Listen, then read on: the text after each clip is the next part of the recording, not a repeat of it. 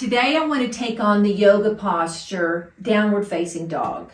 I want to show you how you could literally use it in your office, but there are a lot of setbacks to this posture if you don't have an understanding of how to use it. Okay, let's do it. I'm Lisa Ann McCall, physical therapist, lover of movement. Today, in my little office, I'm going to show you how to use downward facing dog, a very popular yoga pose called Adho Mukha Savasana. So, yoga poses can have limitations. And so, when I was a yoga teacher, I started seeing that there were modifications that need to happen to get what you want out of them. Some of them. Now, my big curiosity was, why was it that downward facing dog would hurt my neck and shoulders?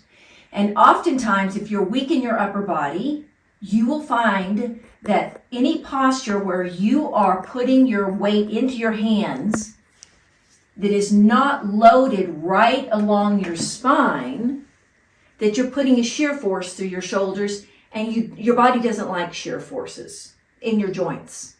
So in other words, if I was doing full arm balance, which we call that in yoga, where I'm doing a handstand, that's not a big deal because the forces are going right through my bones in a direct, in the way that they want to be. You know, your bones don't want shear forces. They do want to be loaded, but they want to be loaded in alignment of the way that they are created.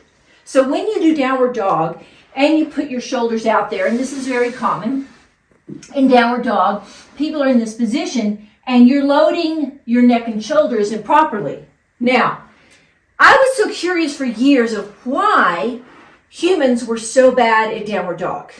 Because I would watch my dogs and I would watch them do downward dogs and it was so natural. And I would think, well, it looks so comfortable, but it's really not very comfortable. Now, side note, if you do downward dog, it doesn't bother your shoulders, you're plenty strong, it doesn't matter to you, then this video is not for you. But I always like to know whatever movement I am doing is truly a natural movement for the human body. Downward facing dog is not. And here's why. Dogs don't have collarbones. When I discovered this was exciting. Because this collarbone, your clavicle, is designed to help your arm hang from your shoulder. We are bipeds. Bipeds, we live on two legs. Our arms are designed to open doors, to do all the wonderful things that we do. But they are not designed to weight bear at an angle, okay? Weight bearing, if I was doing a handstand, that's different. Why? Because the weight goes straight through my body and I'm in line with my arms. But with a collarbone, you cannot get into downward facing dog naturally. And it is not about doing it right. If you work at something for years and you can't get it right, it's probably not right for you. And that's why they call it downward facing dog, not downward facing human. So let's make it work for you, okay? So you're in your office and you're sitting here and you know I'm going to show you a little bit about sitting, because if you don't know how to sit, then you don't know how to center. If you don't know how to center, you don't know how to move. Yes, there are blocks you build on, a foundation. So let's use this chair because it's easier to see. I could be over here, I could be here. But I'm going to learn to sit in this chair so that I have a slight arch in my spine, because that's my natural arch. So if I put my fingers in that arch and I take my butt back and I feel like, okay, I still have my arch, I take my butt up and I sit on the back of my thighs, well then I'm in a natural position of sitting as long as my knees are lower than my hips, okay? So this is centered. So I want to always be in this position when I do stuff. There are exceptions, forward rolls, and I could talk about that another time. But this is, in reality, you always want your front of your body and your back of your body to be the same. Okay, so let's do this.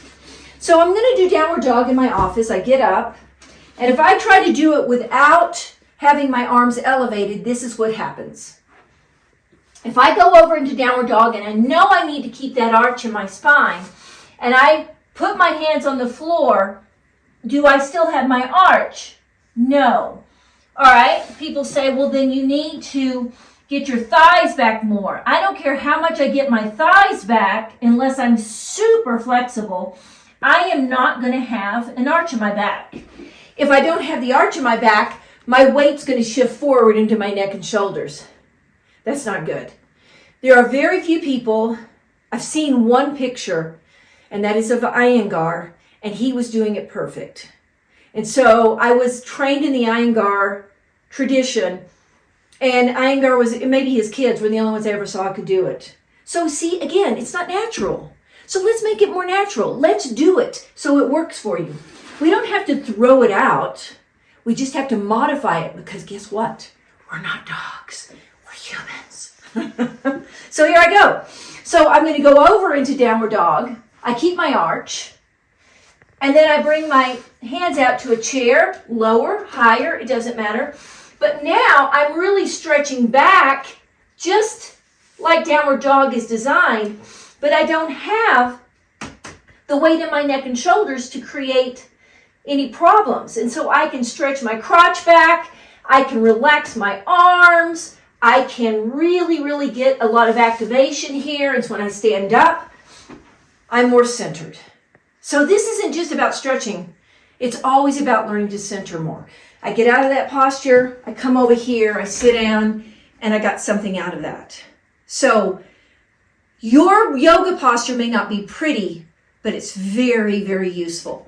And another little tip, many people think in yoga that if their legs aren't straight, they're not doing it. Watch what happens if you're not flexible enough to your spine. Straightening the knees, you lose the arch. So you want to keep centered in your body and let your knees soften. And then you have downward dog working for you.